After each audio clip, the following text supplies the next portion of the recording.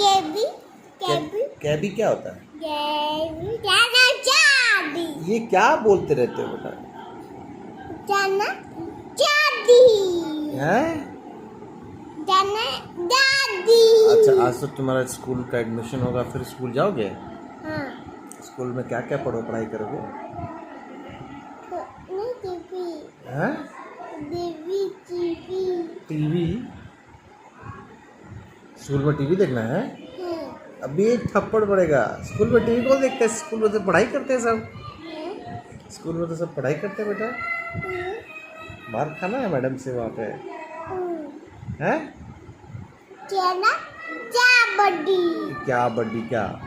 बड्डी चा जम्बी। अच्छा, दही खाना, दही नहीं खाना नहीं खाना है। रोटी रोटी नहीं खाना है। और फ्रूटी पीना है? रोटी नहीं खाना है। फ्रूटी रोटी नहीं खाना है। अच्छा, और क्या खाओगे? चिकन? चिकन। हाँ, अच्छा पनीर खा लो।